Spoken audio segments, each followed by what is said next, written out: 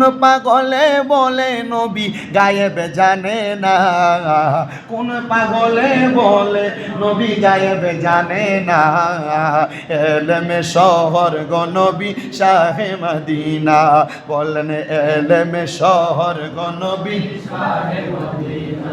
নবী নিজ ক্ষমতায় জানেন না, আল্লাহ জানেন। আগেই বিশ্বাসও রাখতে হবে, বুঝতে হবে গায়েবের মালিক কে।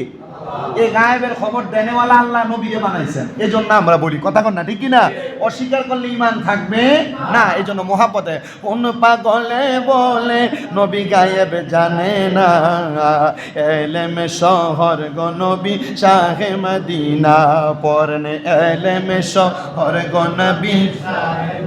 দেওবন্দের ছাত্র যিনি মির্জা গোলাম কাদিয়ানি, দেওবন্দের ছাত্র যিনি মির্জা গোলাম কাদিয়ানি, হাইরে এলেমে শিকা শয়তানে কইল, এলেমে শিকা শয়তানে কইল নবী পাইল না, এলেমে শহর গো নবী শাহে মদিনা, পড়েন এলেমে শহর গো নবী।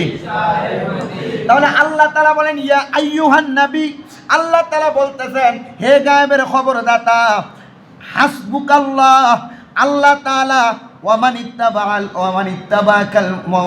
ইত্তাবাকা মিনাল মুমিনিন, আল্লাহ তাআলা বলতেছেন আল্লাহ এবং মুমিনগণ যারা আপনার অনুসরণ করে, আল্লাহ মুমিনগণ যারা আপনার অনুসরণ করে, এখানে বোঝাচ্ছেন আল্লাহও অনুসরণ করে, মুমিনগণ অনুসরণ করে। আল্লাহ তাআলা মানেন না, অনুসরণ দিয়ে বোঝাইতেছেন আমি আপনাকে পথ প্রদর্শন করাই, আমি জানাই, আর মুমিনগণ আপনার থেকে জানে। আমি আল্লাহ বললাম যারা আপনাকে অনুসরণ করে তারাই আপনার জন্য যথেষ্ট।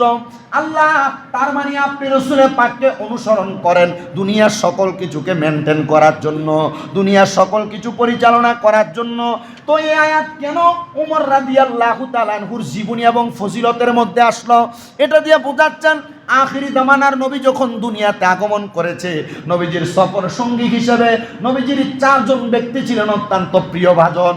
এর মধ্যে একজনের নাম হলো হযরতে আবু বকর সিদ্দিক রাদিয়াল্লাহু তাআলা আনহু, দ্বিতীয় জন হলো হযরতে ওমর ইবনে খাত্তাব রাদিয়াল্লাহু তাআলা আনহু, তৃতীয় জন হলো হযরত ওসমান জিন্নুরাইন রাদিয়াল্লাহু তাআলা আনহু, আর চতুর্থ জন হলো হযরতে আলী ইবনে আবি তালিব রাদিয়াল্লাহু তাআলা আনহু। পরবর্তী জুমাগুলোর মধ্যে ধাপে ধাপে তাদের বয়ান আসবে, যে আজকে হযরত ওমর ইবনে খাত্তাব রাদিয়াল্লাহু তাআলা আনহুর আলোচনা আসছে।